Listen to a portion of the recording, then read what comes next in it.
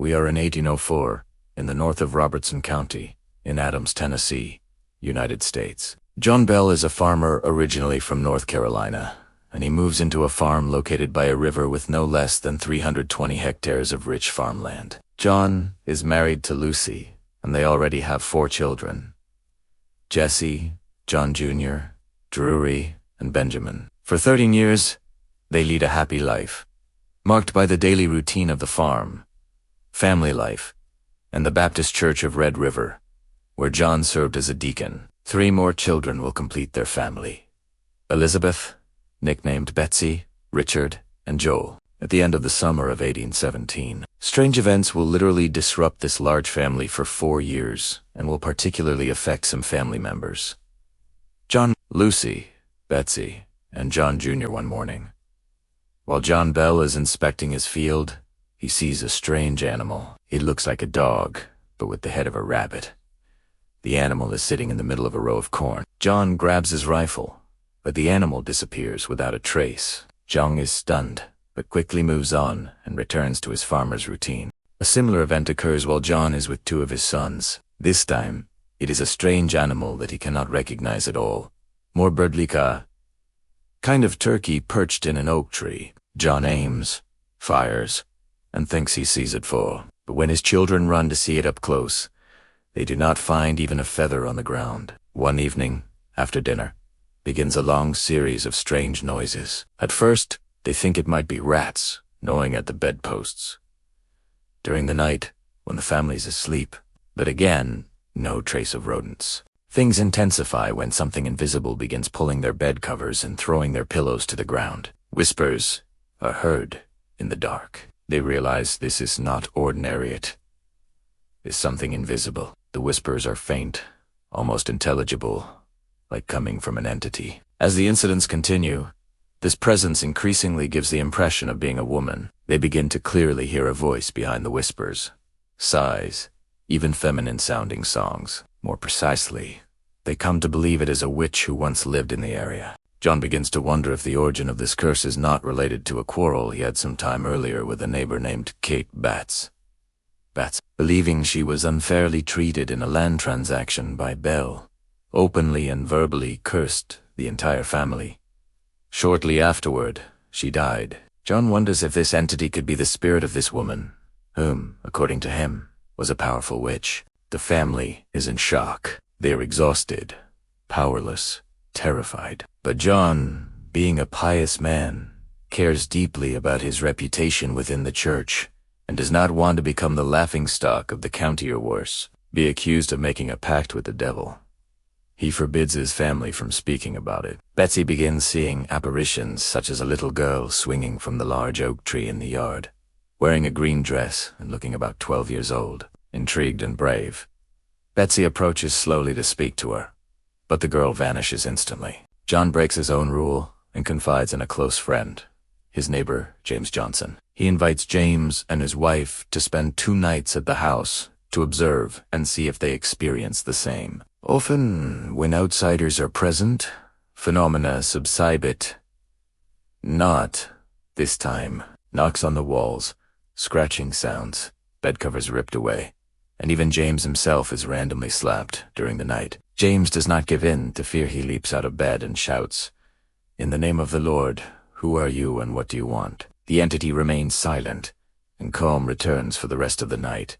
A few days later, James recommends that the Bells inform the public about these unexplained events. Soon, a commission of inquiry is formed. But rumors spread throughout the county, and many curious people arrive at the farm, hoping to witness the ghostly manifestations themselves. The Bell farm becomes an attraction, even a legend. The entity is soon given a name: the Bell Witch. The nights are never the same. Inside the house, anyone who resists having their bed covers violently pulled away receives a slap. The children's hair is pulled at night, especially Betsy, who becomes the witch's favorite target. The attacks on Betsy grow more violent, so much so that the family fears for her health. John and Lucy decide to send her to friends, to keep her away from the house.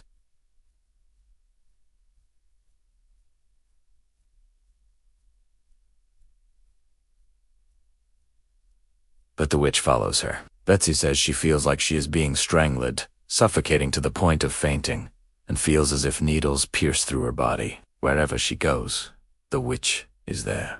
By 1819, the Bell Witch's manifestations and her violence toward the family have become known throughout the region. General Andrew Jackson, a man well known to the Bell family, who had fought alongside Drury and Jesse during the Battle of New Orleans, hears about it even in Nashville. Intrigued and concerned, he decides to visit the Bells. He does not travel alone. Sevilla men accompany him, just in case. The trip goes smoothly until they approach the farm. Suddenly, the horses refuse to move, and the wheels of the wagon lock in place. Andrew immediately understands and exclaims, "By the Eternal, boys, this must be the Bell Witch." He is right, for a woman's voice rises in the air, telling them they may pass, but warning that she will meet them again that night. At the farm, Andrew spends long hours speaking with John, with no phenomena occurring. Time passes, nothing happens. Then, one soldier boasts of being a witch tamer, claiming the silver bullets in his gun can kill any spirit, and that this is why the entity dares not show herself. But his bragging ends quickly when he begins thrashing about as if fighting something invisible. He is pricked with needles, thrown, marooned, and finally kicked out of the house. The same voice rises again, declaring that another of Jackson's men will be her next target. Terrified, the soldiers beg to leave, but Jackson firmly refuses, ordering them to pitch their tents. After a night whose details remain unknown, Jackson and his men return to Nashville. Jackson was not the only one to try to help the Bells. Exorcists and spiritualists came from across the country to attempt communication with the witch. After several days of invocation, the witch's voice finally spoke clearly. "I am a spirit from everywhere, heaven, hell, and earth. I am in the air, in the houses, everywhere, at all times. I was born millions of years ago. That is all I will say." The Bell family's torment continued for the next 3 years. Every day, the entity harassed each family member. Lucy, the mother, remained the least affected. In fact, the witch treated her with respect. John and Betsy, however, were the primary victims. The witch pulled Betsy's hair, pinched her, scratched her, and beat her relentlessly. Later, as Betsy grew older, she attracted suitors. But they too suffered the witch's wrath. One suitor, Joshua Gardner, was especially dear to her, and their families approved of their marriage. Everyone rejoiced except the witch, who, for unknown reasons, vowed the wedding would never happen. Another of Betsy's suitors was her teacher, Richard Powell. Much older, Powell was secretly married to a woman in Nashville, Esther Scott. When he learned of Betsy's engagement to Joshua, he openly expressed his disappointment. Rumors also spread that he was deeply involved in the occult, and some suspected he had invoked the entity to stop the marriage. Nothing has ever proven this. Whenever Betsy and Joshua tried to spend time together walking along the river, in the countryside, or visiting Cavesta, which always disrupted them with her invisible torment, John Bell, the father, suffered the most. The witch hated him deeply. His health deteriorated, his throat and tongue swelled until he could not eat or speak. He endured spasms and constant verbal abuse, even when away from the farm. One night, the witch declared, "I am determined to haunt and torment old John Bell until he dies." John grew weaker by the day.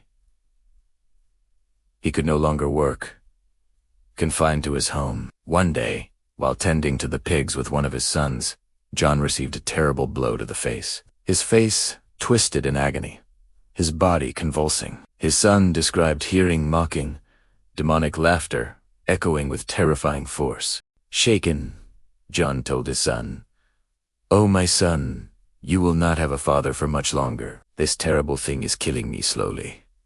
The end is near."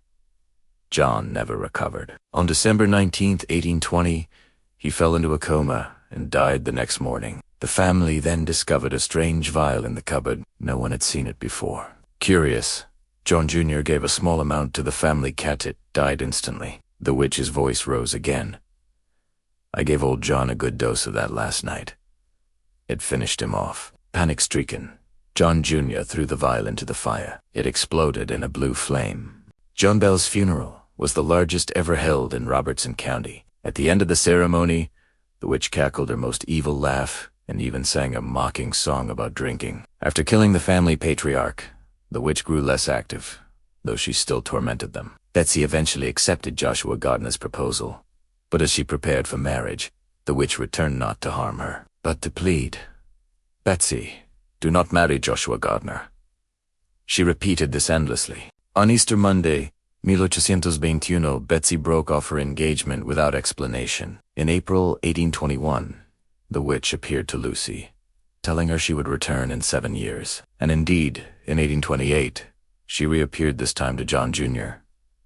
But instead of attacking him, she spoke with him at length about life, civilizations, Christianity, and the need for a great spiritual awakening. She even made predictions about future wars and events. After 3 weeks, she bade farewell, promising to return in 107 years. She was expected in 1935, but Charles Bailey Bell, John Jr.'s descendant, died in 1945, claiming she never appeared to him. Nevertheless, the Bell, which remains one of the greatest mysteries of the American South. The Bell Farm remains a place of fascination for those interested in the paranormal in U.S. history.